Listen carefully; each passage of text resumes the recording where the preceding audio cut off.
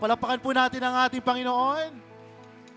Praise the Lord. Isa pong magandang umaga sa ating lahat na dumadalo sa ating second service, maging sa ating online service. Ang atin pong napanood kanina ay ang same day edit ng atin pong first JIL Lagunas Life Group Leaders Conference. At ito po ay nangyari lang po kahapon. Just like that po ay ginanap po ang ating first LGL conference na dinaluhan po ito ng mahigit 1,200 life group leaders. Pwede po makita yung kamay ng mga LGL leaders na dumalo. Kahapon, no, hindi tayo magkamayo at hindi tayo kasya sa venue, pero naniniwala po tayo that gumalaw at kumilos ang ating Panginoon, and very an opportune time to gather together. First time yung mga life group leaders po sa atin pong JIL Laguna. And hopefully, ang prayer po namin sa susunod na life group leaders, tingnan mo ang iyong katabi, next year. Sige po, sabihin niyo sa katabi mo, next year. Next year, Kasama ka na. kasama ka. No, lahat na po tayo ay life group leaders. Malay nyo po, next year, doon na po tayo sa Rizal Coliseum. Kasya na po doon ng napakaraming life group leaders na mag-win ng souls at magdi-disciple for Jesus. Palakpakan po natin ang ating Panginoon. Glory to God. We're so excited for God's move sa atin pong lalawigan at we want you to be part of it. Sabi mo sa katabi mo, kapatid, Kapatid, be part of it. be part of it. No, maging kasama po tayo sa pagpapalawig pa ng salita ng Diyos na kailangan po nating lahat. Maraming salamat po sa ating worship team. Good morning po again sa JL Calamba City. Napakasarap po na magkaroon muli ng pagkakataon na magamit tayo ng Lord to share the Word of God this morning. At nais ko lang po ihatid din po ang pagbati ng atin pong pastor, Pastor Virgie Hernandez, ang church pastor po natin dito sa JL Calamba City. Ang ating pong pastor ay nasa isang gawain din po sa JIL La Mesa, sa mga taga Villa de Calamba. Nandun po ngayon si Pastor Virgie at nag-share ng gospel. Kahapon din po ay kasama natin siya sa LGL conference. At nagturo pa siya ng morning, no, from Cavite to Laguna. From Cavite ay nagturo din po siya kasi may nation building activity rin po ang Body of Christ, ang JIL Cavite. And naniniwala po tayo that talagang we need to redeem the time dahil kailangan po nating ipahayag ang salita ng Diyos ngayon. Praise the Lord. Nakita niyo po ba ang design ng atin pong church? Ano pong kulay ang nakikita po ninyo? Purple, no po? Dahil mamaya, ay maganda na rin po sigurong bigyan ng pagkakataon na i-announce. Taas nga po ang kamay ng mga kababaihan. Yan. Pati yung mga YN at KKB na babae, yan po, nasan po kayo? You are much welcome and invited ng ating pong Women's Network because we will conduct our district-wide women's empowerment this afternoon. Sana po makadalo po kayo 1:00 ng hapon. At dahil ngayon pong buwan na ito ay National Women's Month, so magsama-sama ang mga kababaihan, abante babae, ika nga po, para kay Kristo. Kaya po mamayang hapon, I hope and I pray po ay magstay or mag-invite po tayo because this is your day na po mamaya pong hapon. Pero hindi rin po magpapahuli ang mga kalalakihan kasi the next Sunday ng hapon may men's empowerment naman. Kaya po yung mga men's natin dyan, mga kalalakihan, ngayon pa lang, please save the date din po. At kung kailangan mag-leave, kailangan magpaalam, ay bigyan po natin ng time na makadalo po sa ating pong gawain next Sunday. This morning, I would like to share a topic that is also aligned with our theme. No? Ano po ba ang theme ng JL Worldwide for the month of March? Basahin niya po natin na nasa screen. 1, 2, 3. Christ's sufficiency is the answer. Experiencing true fulfillment. So, ang pinag-uusapan po dito ay ang ating kasapatan po ng ating Panginoon. Kaya po sa umagang ito, if your Bibles are ready, if your notebook or e-notes, kung kayo man ay very digital na ngayon, let's talk about this topic aligned with our theme. And this sermon topic is entitled, What Concerns You Concerns God. Sabihin po natin, what concerns you concerns God. Kayo po ba ay concerned sa nangyayari sa ating paligid ngayon? Sino po ba dito ang nararamdaman na napapalapit nang matapos ang malamig na panahon at na unti-unti nang nagpaparamdam ang tag-init? No po? So marami na pong minsan nagka-cancel ng klase because of the rising heat index. No po? At kayo po siguro ay nagpre-prepare na ng inyong mga summer goals, travel goals. Naku, nitong pong nakaraang linggo, nag-declare po, no? Walang pasok kailan? Siyempre, alam ng mga estudyante yan. No? April 1, wala agad pasok. And then, I think, third week naman po ay Holy Week. So, marami din tayong pinaghahandaan. At concern po yan ng iba na naghahanda para sa mga ganito pong okasyon. Kayo rin po ba ay concerned sa nangyayari po sa atin pong bansa? Na po, ilang tulog na lang. Sana Pasko ang sasabihin ko, pero election na. No? May 12, medyo maingay na sa national at for sure mas magiging maingay sa local kasi magsisimula na po ang kampanya. And we are so concerned, ano bang kakalabasan after the May 12 elections?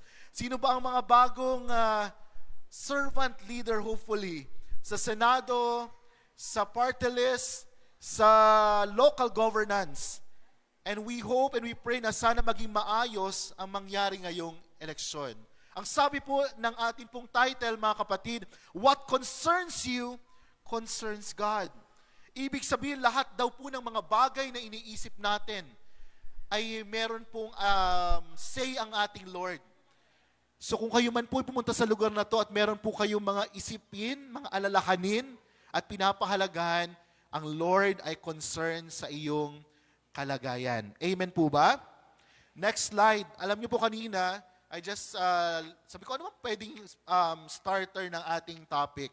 And I came across with the latest survey conducted this year by Archipelago Analytics, no, one of the survey firm.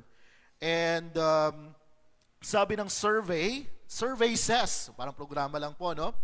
The 12 most important issues facing Philippines according to millennials. Sino po ba ang mga millennials? May mga honest. No po, yung iba kaya. Ako po ay bahagi ng millennials. Generation Y. Ang mga Generation Y or millennials, tayo po yung mga ipinanganak mula 1980 hanggang 2000s.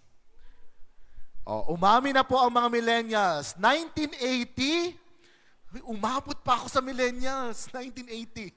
1980 at 2000s. And alam niyo po ba, 1/3 of the Philippine population ay nasa millennial generation. So ganun kadami ang mga millennials, Generation Y. And according to this latest research, ito daw yung mga daladalahin at alalahanin ng mga millennials tulad ko. Tingnan nyo nga po kung ito rin po ang inyong alalahanin. Sabi po nila, ang pinaka mga inaalala ngayon ng mga millennials ay kahirapan, pagtaas ng presyo ng mga bilihin. Nako, ito yung mga problema ng mga young professionals, no? Sabi mo, sana estudyante na lang ulit ako. Parang nung graduate ako, mas laling dumami ang isipin. Unemployment, marami pa po ang kakulangan sa trabaho, edukasyon, health and social security, crime, economic situation, food security, climate change ay iniisip din po natin. Environment, even loneliness. Sino po ba dito ang malulungkot? Wala pong malungkot na Kristiyano, no? Hindi tayo kasama sa bilang.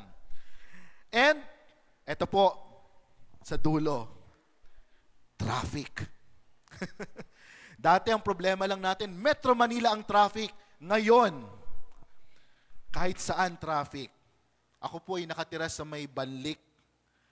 So alam niyo na po yung dinadaanan ko po, ang notorious na Mamatid. May sarili po kaming traffic. Ito yung mga iniisip po natin. Tama po ba? Yan po ba iniisip ninyo? Same po ba? Ang iniisip natin, marami tayong isipin. O ito po yung iniisip nyo. Next slide. Ito po ba?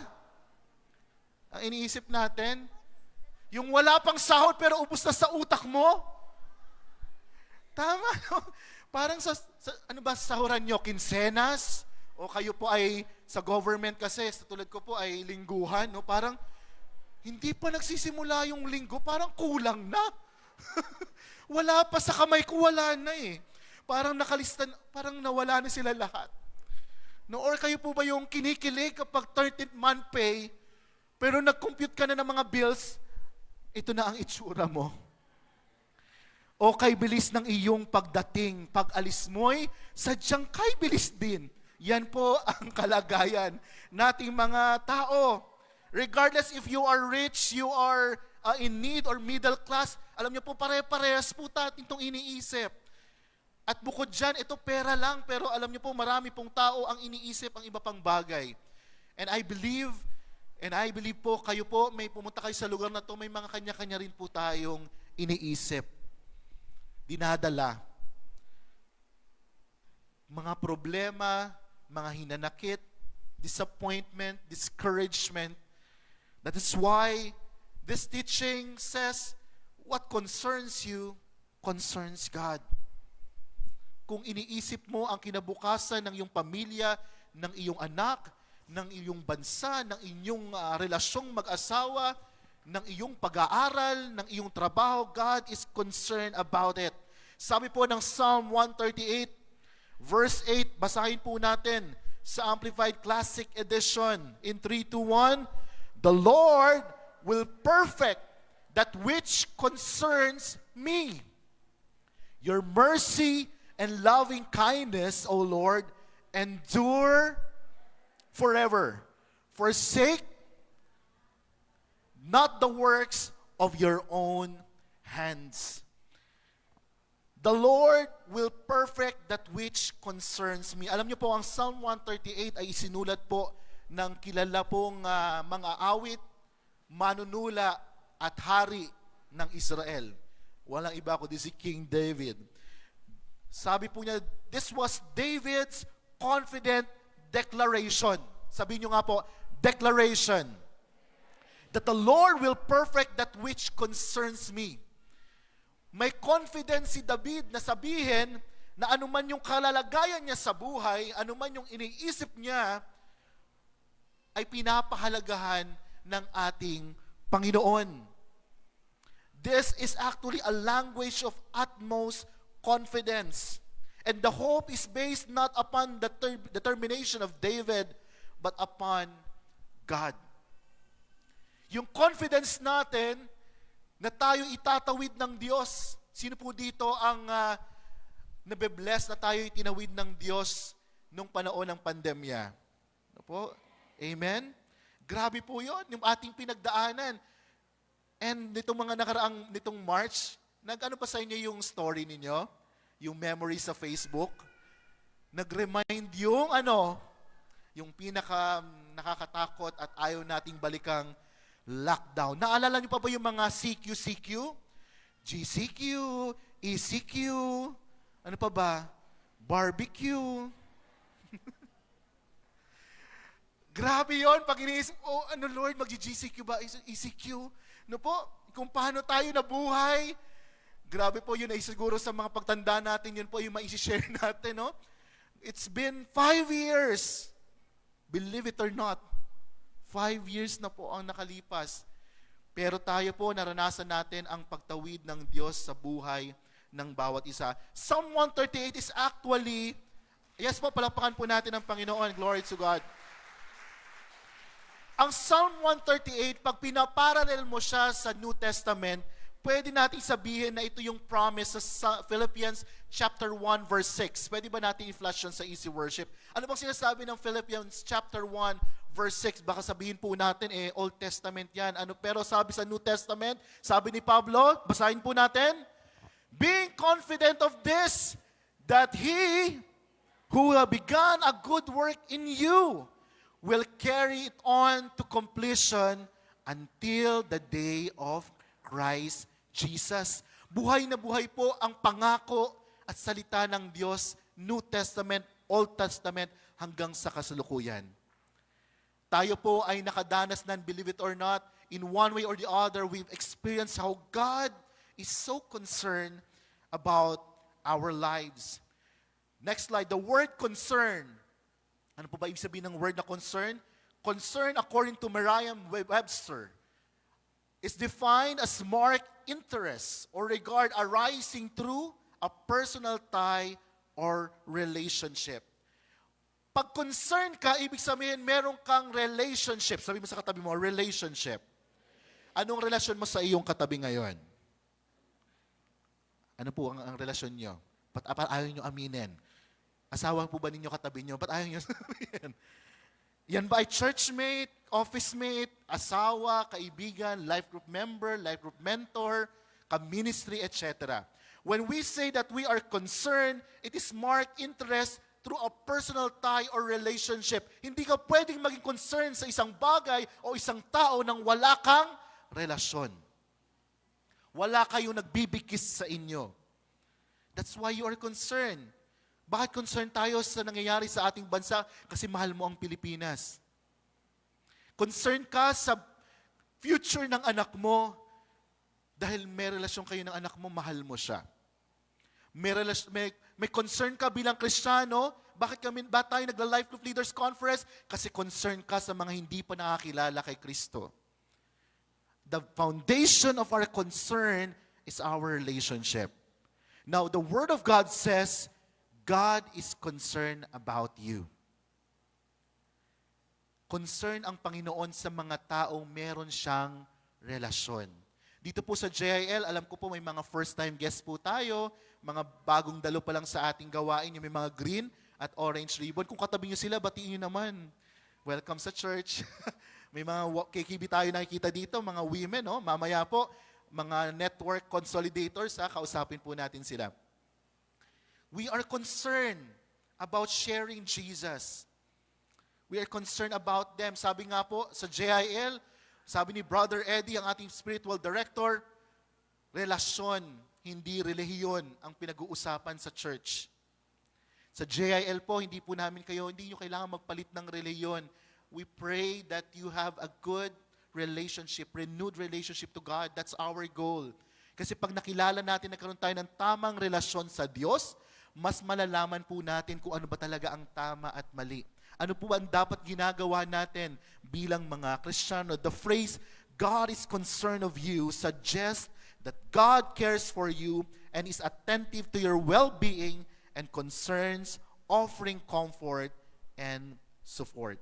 Lagi po nating mga Kristiyanong binabanggit ang salitang, God is good, and all the time, isa po yan sa lagi nating sinasabi.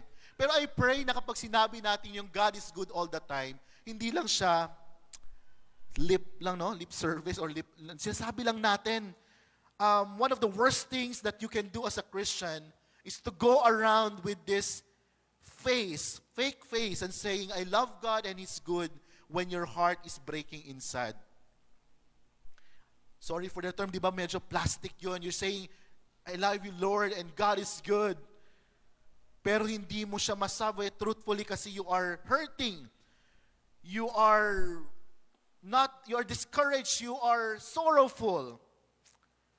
But alam niyo po, ang mga Kristiyano, if we really try to really understand the love of the Lord, that even it pains us, even if we are tired, even if we have sometimes disappointments and questions in life, you can still say that indeed God is good.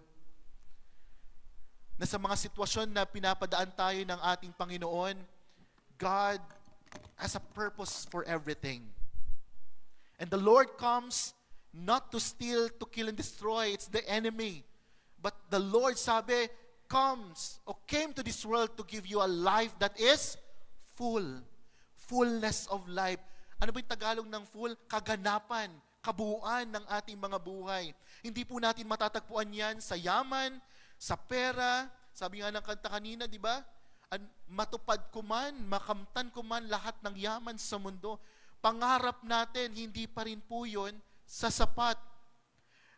Naririnig ko po palagi sa mga mentor at leaders natin, there's a spot or space in our hearts that only God can fill.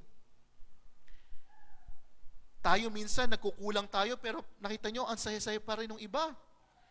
Pero yung iba, ang dami ng pera, nasa kanilang posisyon, pero bakit kulang pa?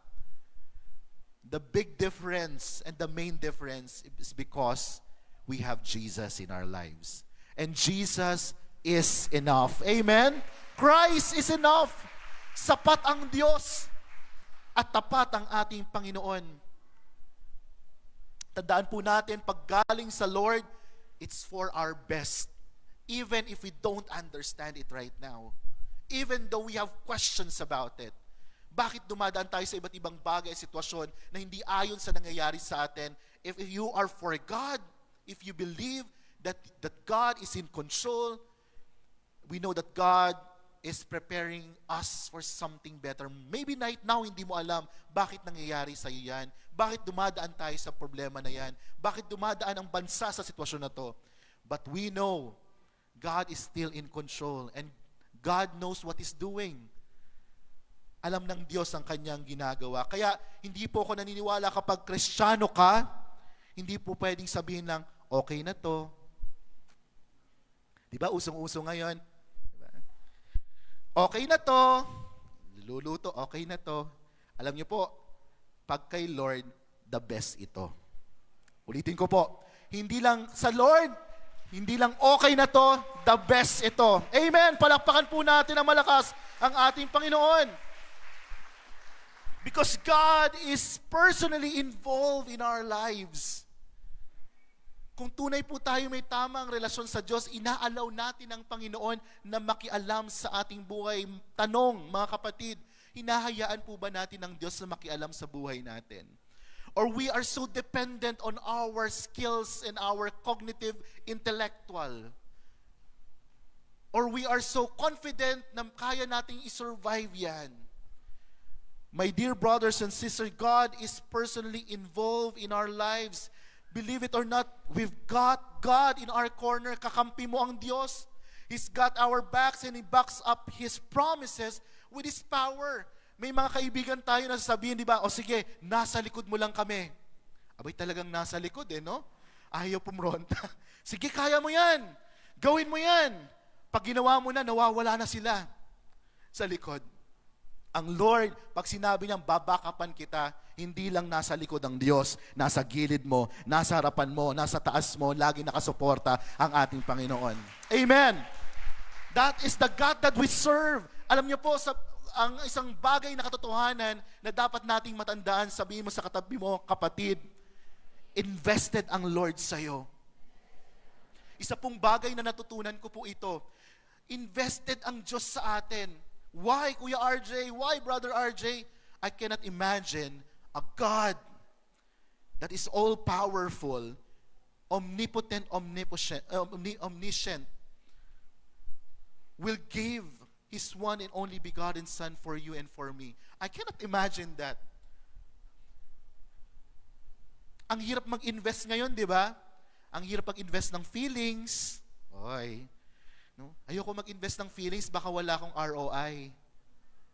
Baka walang return of investment. Baka give lang ako ng give, wala akong nare-receive. Ang hirap maglabas ng pera ngayon kasi baka makascam ako. Sayang naman ang pinag-ipunan ko. Ang Diyos, He gave the best investment that He can give us. Is one and only begotten Son. Kaya kapatid, kung pumunta ka sa lugar na to at sinasabi mong walang nagmamahal sa'yo, I beg to disagree. Because 2,000 years ago, God gave us the best investment that He can give us. And that is Jesus. Kaya kapatid, huwag mo sabihin, wala ka lang, walang nagmamahal sa'yo, walang umiintindi sa'yo, hindi ka pinapansin ng society. Jesus cares for you. Jesus looks after for your good. Mahal na mahal po tayo ng ating Panginoon. May hear an amen. Palakpakan po natin ang ating Diyos na buhay.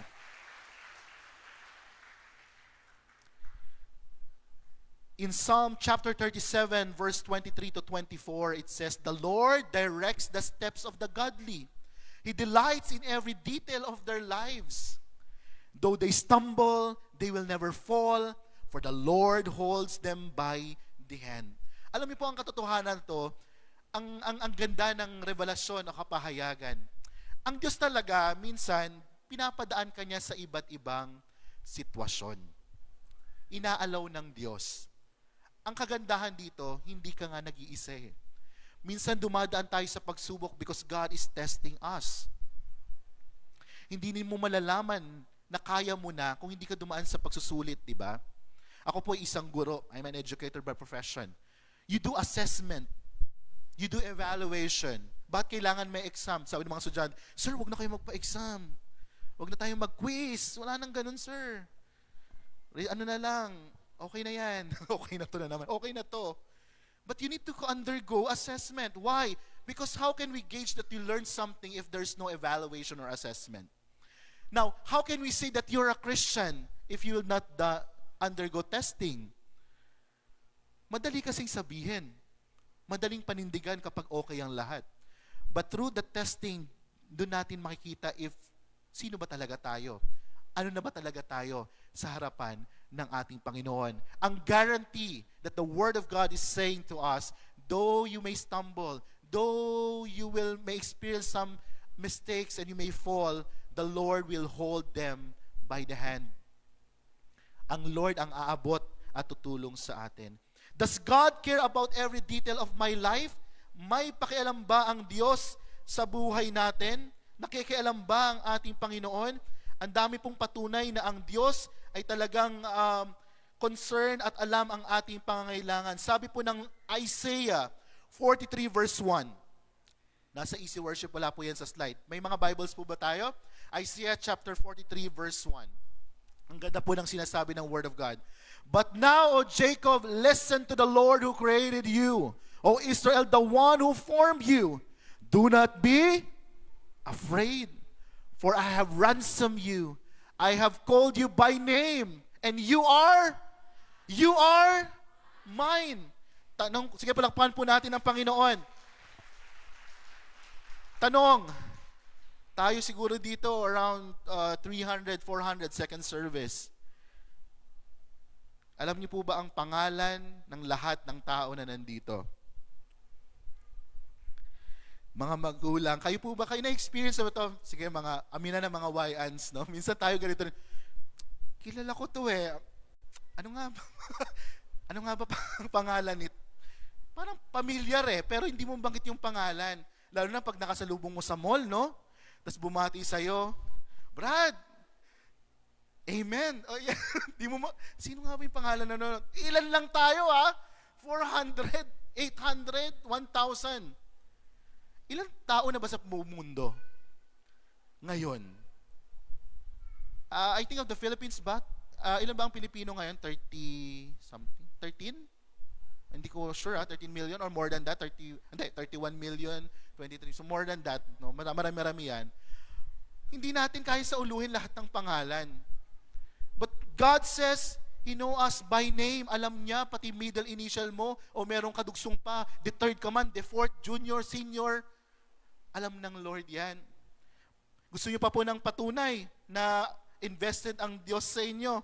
Hindi lang pangalan niya ang alam niyo, ang alam ng Panginoon. Alam din niya ito. Luke chapter 12 verse 7. Can we flash it on the screen? Para lang patunayan natin. Sabi ng Word of God, indeed, the very hairs of your head are all numbered. Don't be afraid, you are worth more than many sparrows. Hindi lang pangalan ang alam ng Diyos, alam niya kung gaano karami pa ang buhok na meron ka. Alam ng Diyos. Ikaw nga, subukan mo magbilang. Simulan mo na ngayon, baka pag senior ka na, hindi mo pa rin tapos. Tapos nagkamali ka pa ng bilang. Nasubukan nyo magbilang ng ganon. Yung dami mo ng binilang, tapos may tumawag sa'yo, nanay, tatay. Nagbibilang ako, uulit na naman ako. Pero ang Lord, imagine kung gaano ka-invested ang Diyos. Hindi lang pangalan mo, hindi lang number ng buhok mo alam ng Diyos. Ano pa kaya yung pangangailangan mo? Napakabuti po ng Panginoon. Kaya again, never ever feel that you are alone.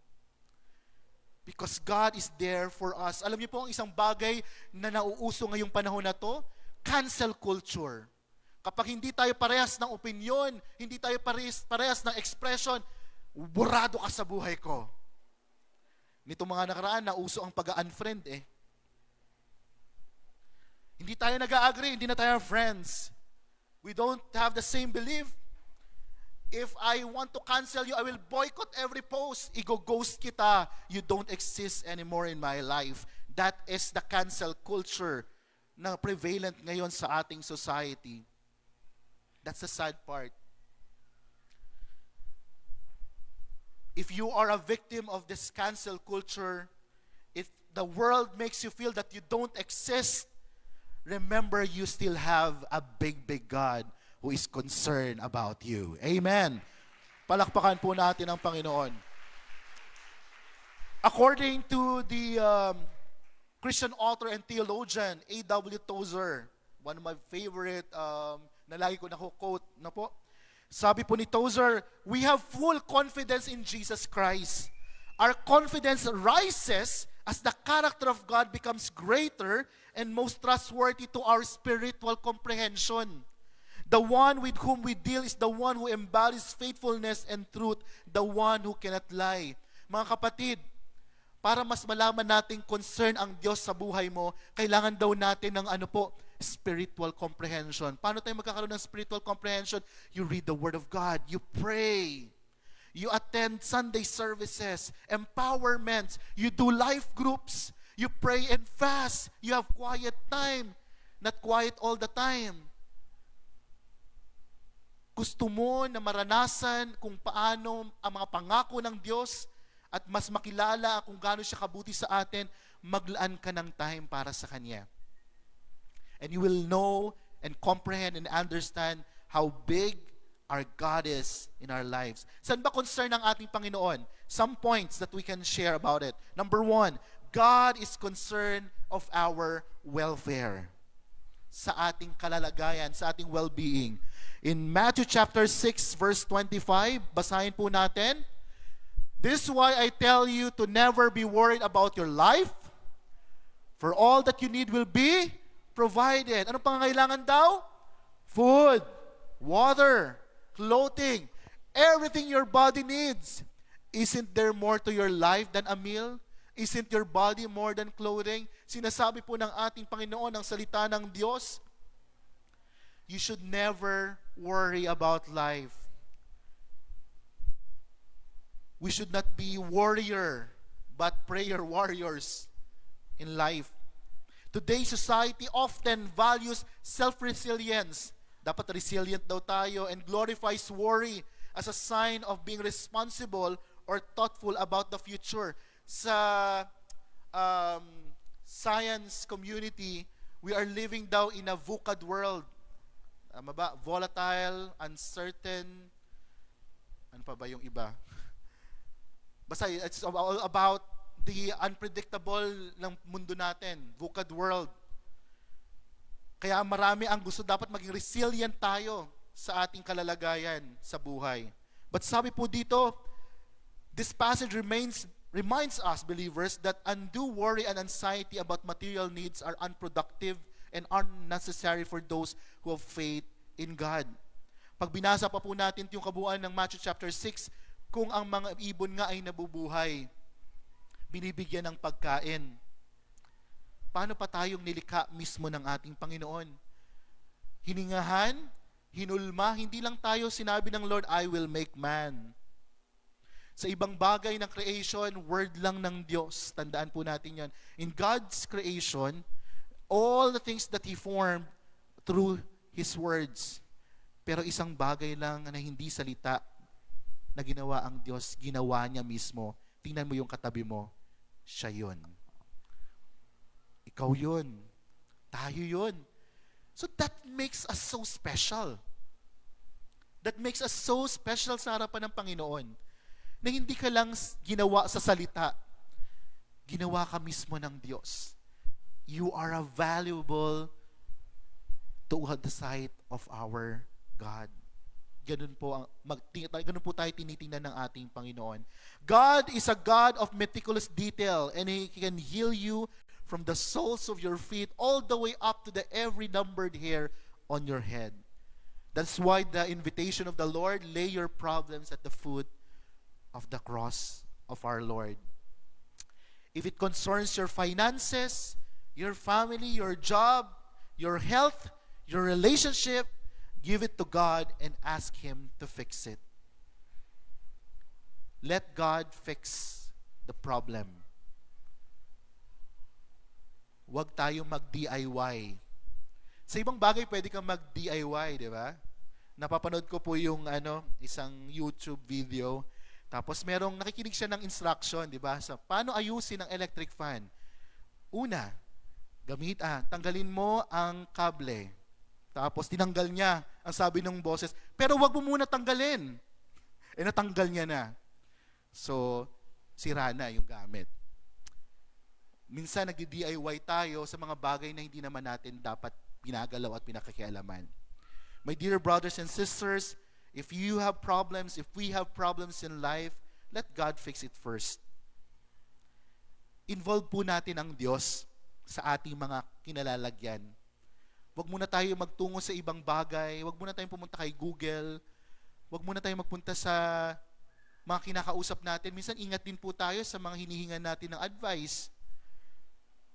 Baka mamaya hiningan mo ng advice, mali din ang ma-advise sa'yo. Kaya po pinapahalagahan po natin yung life group. Hindi naman po natin sinasabi na yung mga life group leader natin, mga leader at pastor are perfect.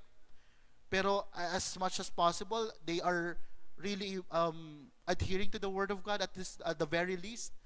So we seek counsel so that hindi tayo mapunta sa mali at mas lalong mapalala ang ating sitwasyon.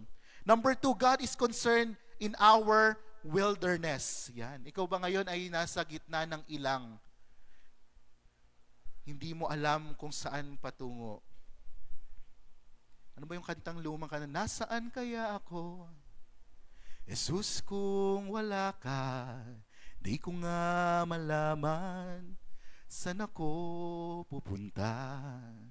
Maaaring nasa hangin pa ako, di alam kung saan ang tungo. Marami tayong ganon nung hindi pa natin kilala ang Lord. Nasa wilderness, ligaw ang buhay. In 1 Kings chapter 19 verse 4, Elijah walked a whole day into the wilderness. He stopped and sat down in the shade of a tree and wished he would die. It's too much, Lord, he prayed. Take away my life, I might as well be dead. He lay down under the tree and fell asleep. Suddenly an angel touched him and said, "Wake up and eat." Marami pong revelasyon dito ang ating Panginoon. Si Elijah galing po sa victory. Sabi mo sa katabi mo, kapatid, si Elijah galing victory. Napagtagumpayan po niya ang laban sa Mount Carmel. Tinalo niya ang lahat ng mga false prophets. Pero ditong puntong ito, after the victory, dapat di ba nag-celebrate? Dapat masaya si Elijah. Pero ang sabi niya, Lord, I'm tired.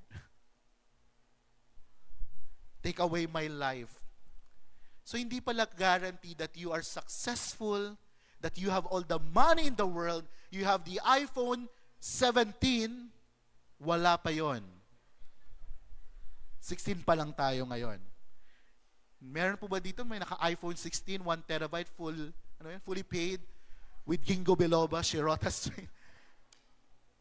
You can have everything in this world, pero posible pa rin pala na sabihin mo na I'm too tired. Dumating po ba kayo sa posisyon ngayon na you are too tired? Ayoko na, Lord, suko na. Cannot be. Borrow one from one. Hindi ko na kaya. I'm so tired. Pero sabi ng Panginoon, minsan ang kailangan mo lang, ano daw po, pinagpahinga siya ng Lord. Sabi mo sa katabi, kapatid, si Elijah, pinagpahinga lang ng Lord. Minsan dami natin sinasabi, baka kailangan mo lang matulog. Baka inaantok ka lang, pagod ka. So ingat ka rin sa mga sinasabi mo, di ba? Just rest. Rest physically and maybe rest in the presence of the Lord. No po? O baka mamaya gutom ka, sabi mo sa katabi mo, kapatid, gutom ka na ba? ikaw. Pero siyang literally na baka gutom ka lang, di ba? Ang hirap. Pag gutom kayo, aminin nyo man, di ba? Sino mainit ang ulo pag gutom?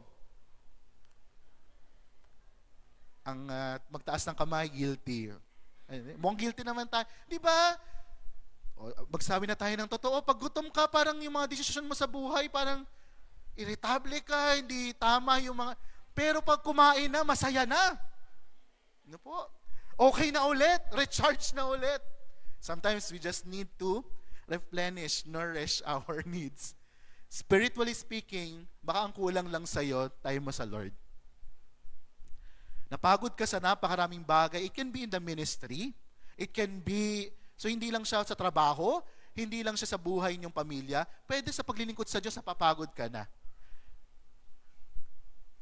Remember, everything that happens in the outside starts from the inside.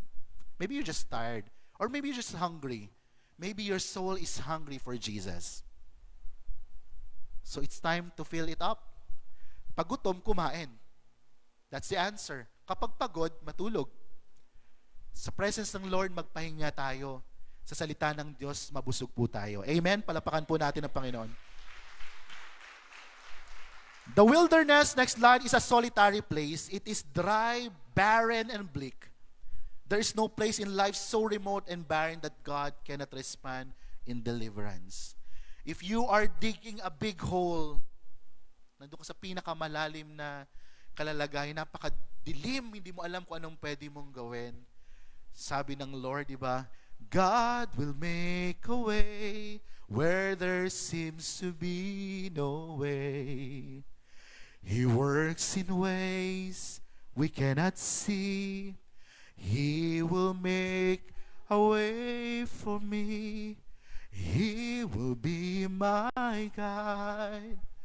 Hold me closely to His side. With love and strength for each new day, He will make a way. He will make a way. Palakpakan po natin ang Panginoon. Kung ang Diyos kayang hatiin ang dagat, wala nang higit doon.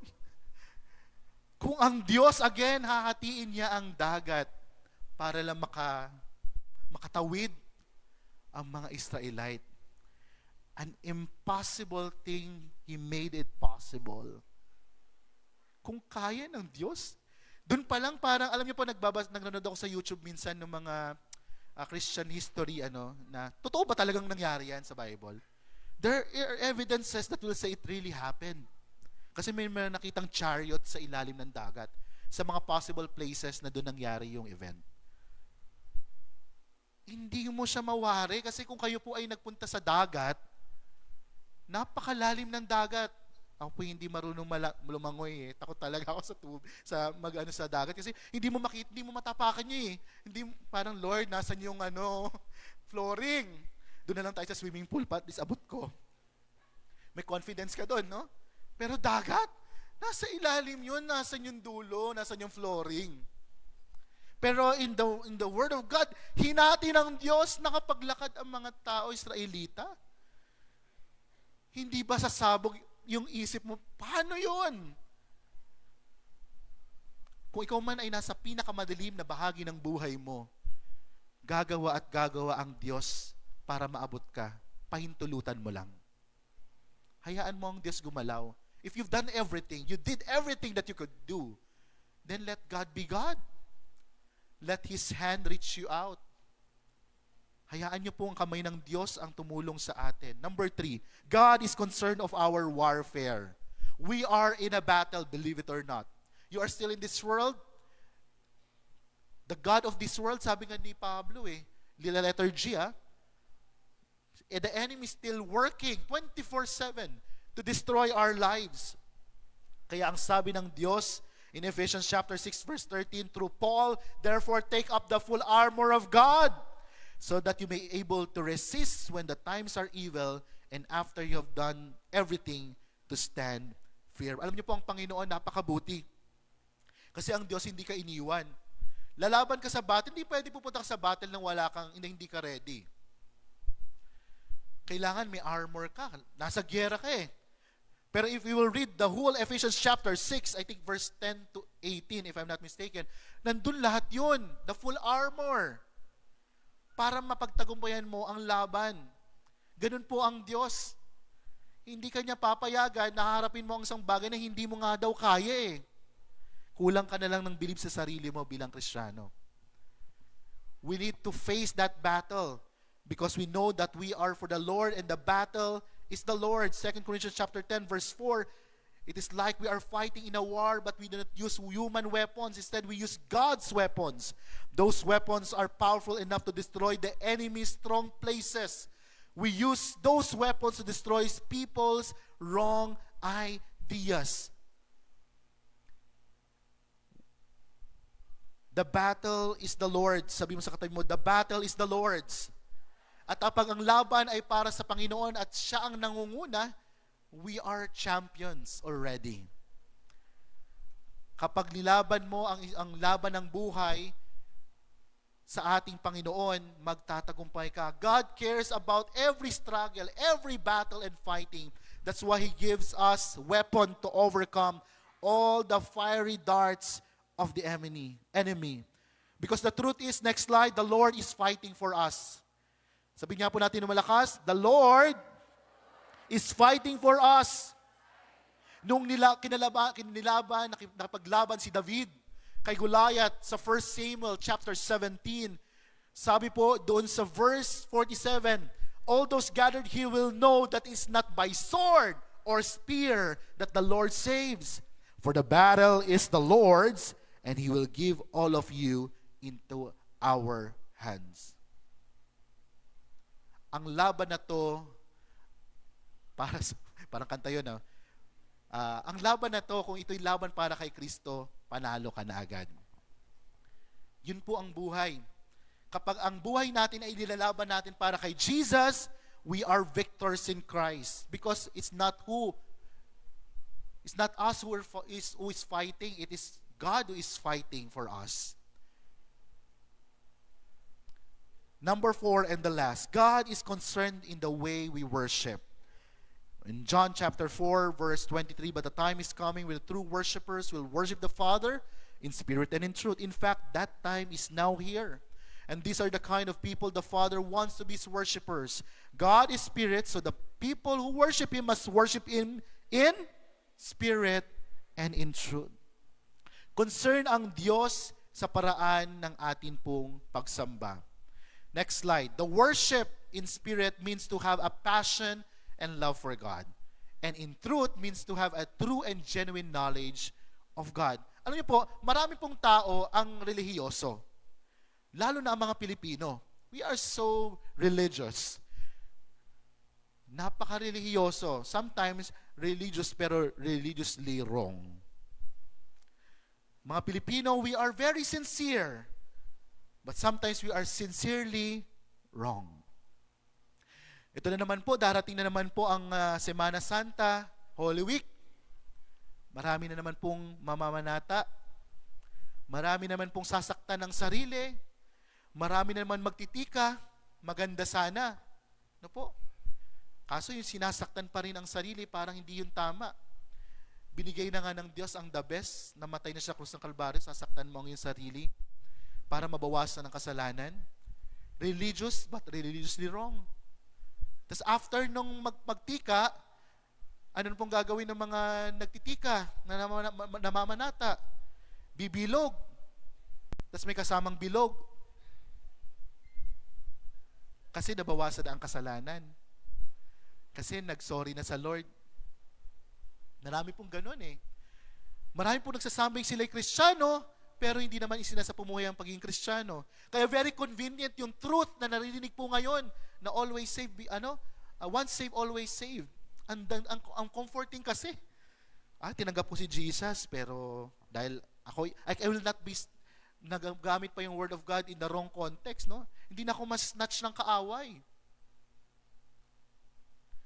Kasi tinanggap ko na si Jesus. Ang tunay na metrics na tunay kang Kristiyano is If Jesus, kaya nga Christian si Jesus na ang nakikita sa buhay mo. If you're doing the things, yung sinful nature mo, how can you say that you are for Christ?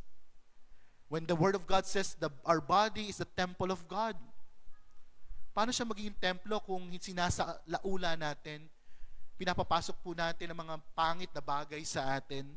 Then we say that we are Christians? No. Pwedeng mawala ang kaligtasan kung hindi mo to protektahan. Because salvation is a gift. Binibigay yan ng ating Panginoon sa atin. Tatanggapin mo na lang. Pero pwede rin yan mawala sa atin kung hindi tayo magiging mabuting vessel and host of God's glory. Again, we can be religious, but we can be religiously wrong. If ang ating pamantayan na tayo ligtas dahil JIL tayo, sabi ni Brother Eddie, kahit JIL ka pa, hindi yun ang makapagligtas sa'yo. Hindi yun ang pangalang tatatak sa langit. Ang tatatak sa langit, Kristiyano ka ba? For Jesus ka ba? Si Jesus na ba ang nakikita sa buhay natin? That is the manifestation that we are Christians.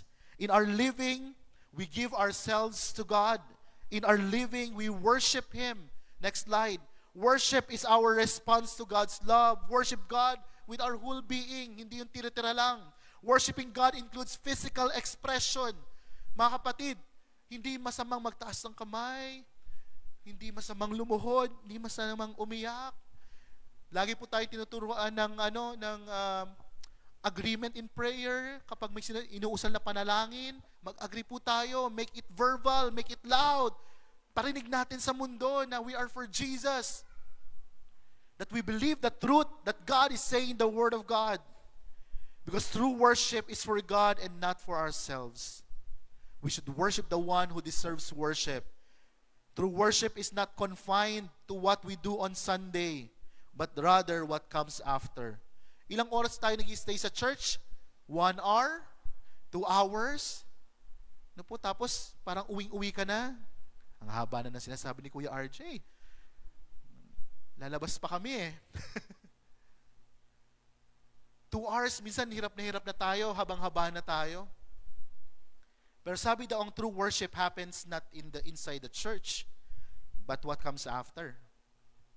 Pag kayo after the service, kasi pag sa church, okay ka We have that kind of spirit, same spirit.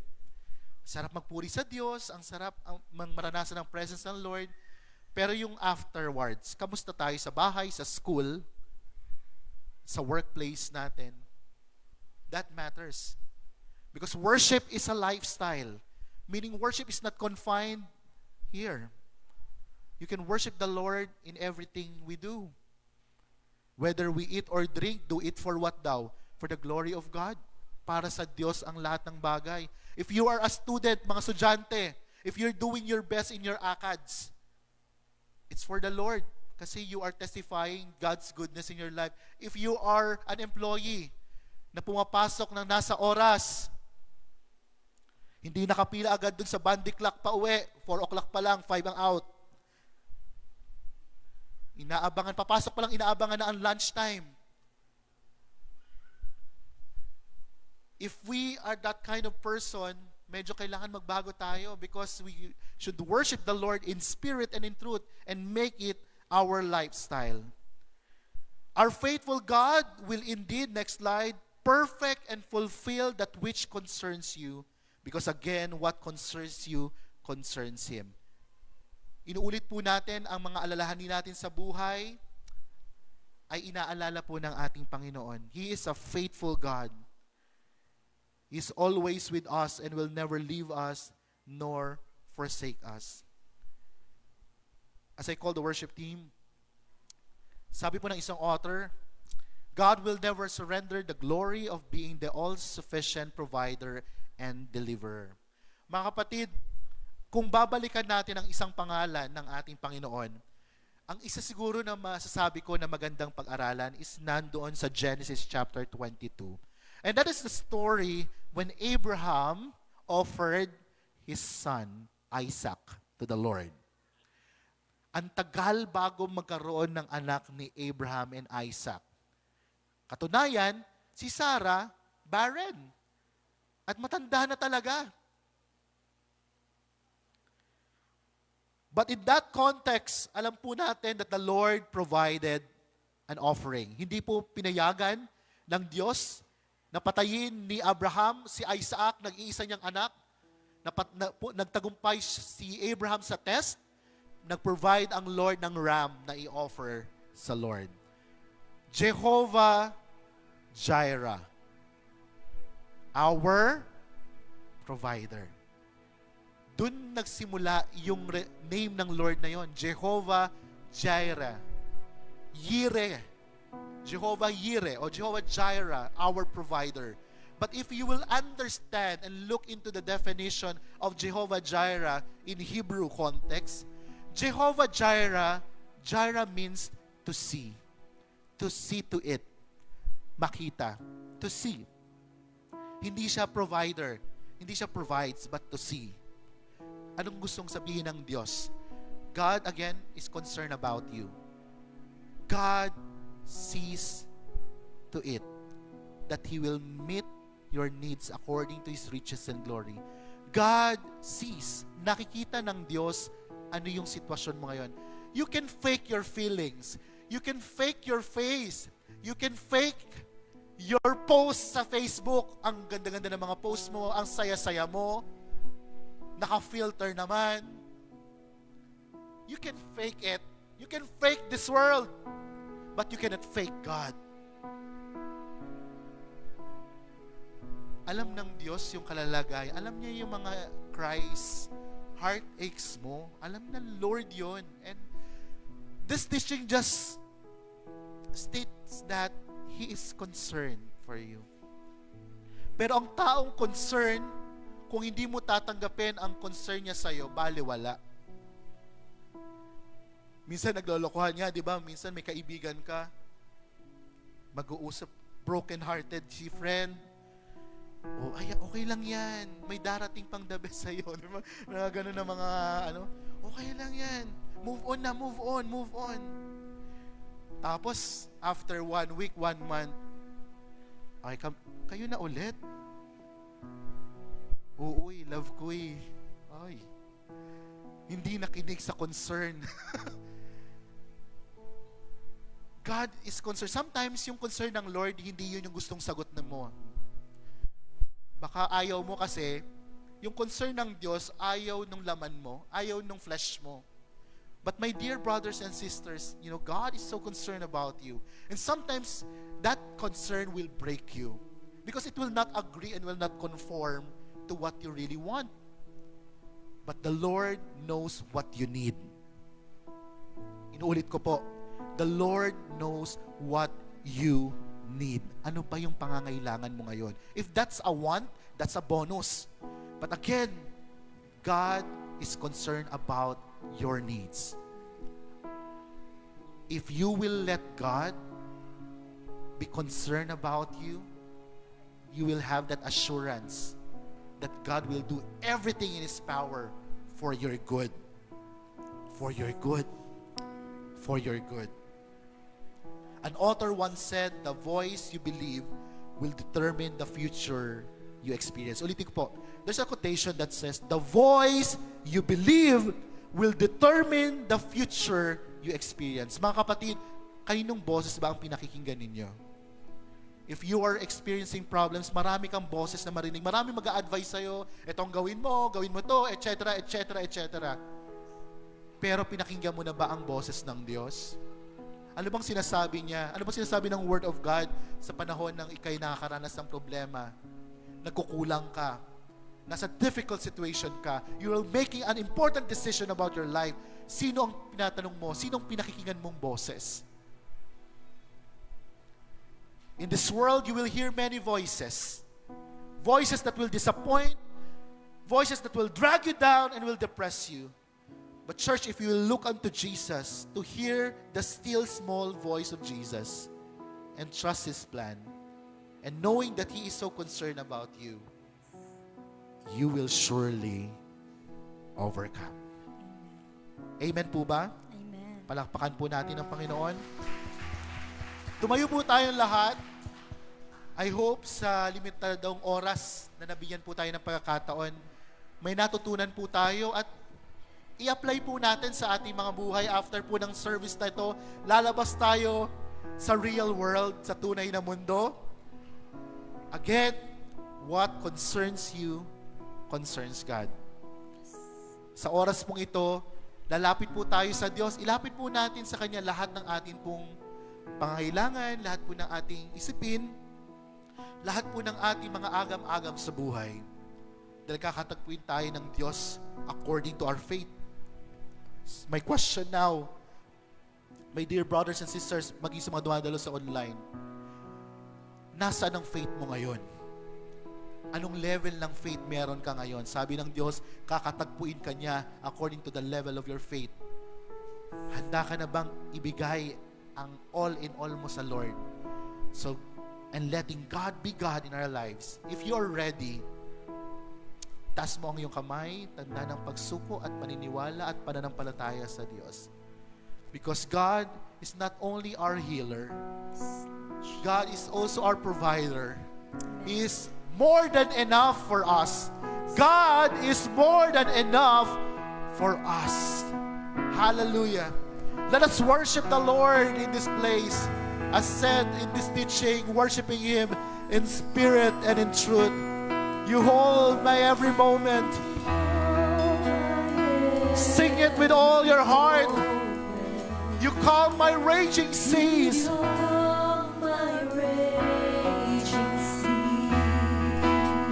Truly, Lord, you walk with me through fire and heal.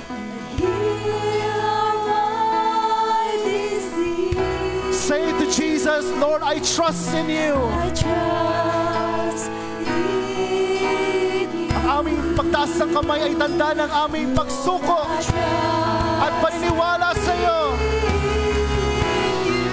Yes, I believe. I believe you're my healer. I believe You are. all I need. Yes, you are. Yes, you are. Lord, I believe. I believe you're my portion. I believe You're more than enough. you're more than enough for me. Say, Jesus, you're all I need. Jesus, you're All I need. One more time we will sing. You hold my every moment. You hold my every moment. Lord Jesus, you calm my raging sea. You walk with me through. Through fire, God will heal all our diseases. heal my disease. All together, Lord, I trust in you.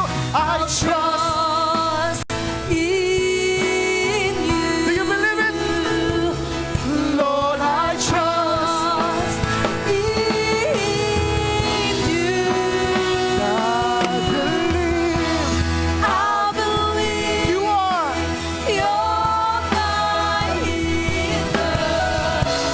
I believe You are all. you are all I Yes, we will say, we will declare, amen and amen. You are my portion. I believe you're my portion. I believe You are. you're more than enough for me. Jesus, you are. Jesus, you're all I need. Indeed, nothing is impossible to you. We sing.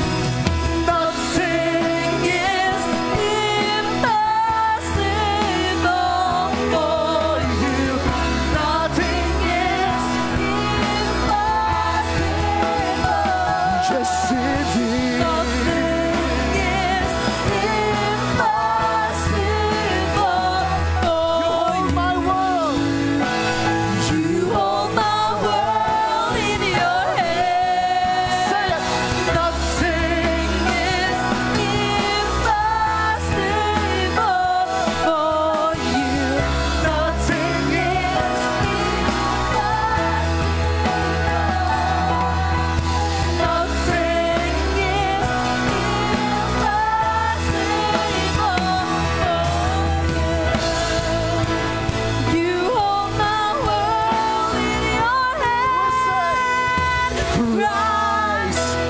is enough for me.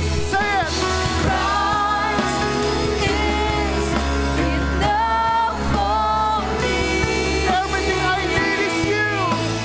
Everything I need is in you. Say it! Everything I need. Christ is enough.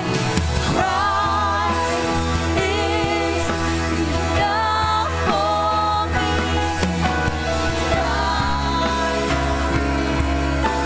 Enough for me. Everything I need is in you.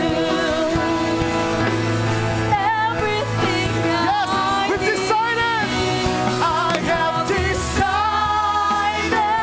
To follow Jesus, no turning back, no turning back. I have decided to follow Jesus, no turning back, no turning back. I have decided. Parinig po natin sa mundo that we've decided to follow Jesus. No turning back. I have decided to follow Jesus. No turning back. No turn. The people will sing, Christ is enough for me. Christ. Come on, parinig po natin sa langit. Enough for me.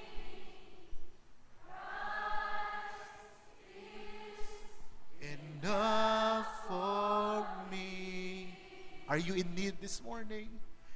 Everything I need. Lord, you are more than enough indeed. And everything I will shout in this world that you are enough. Christ is enough for me. Yes, indeed. Christ is everything I need.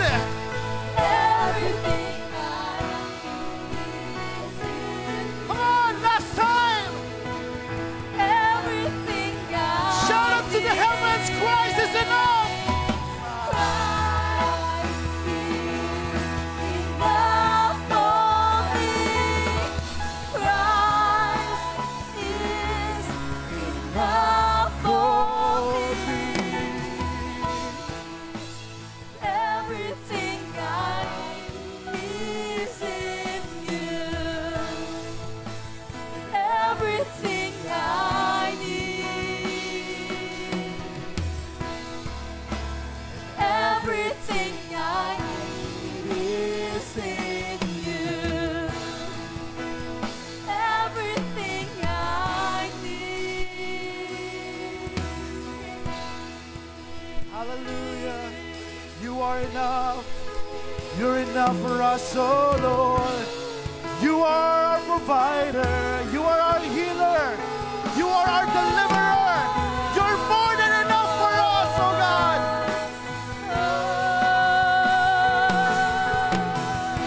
Hallelujah.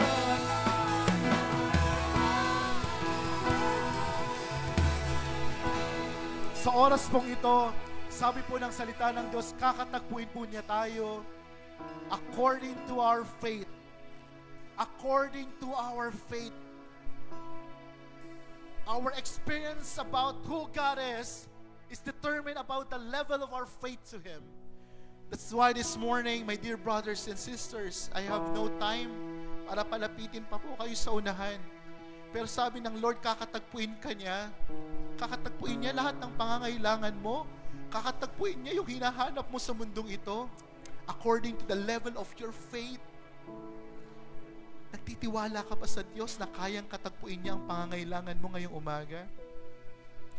If you say, yes, Lord, yes, you are enough, believe it right now that the Lord will give answers to your prayers this morning because Christ is the answer.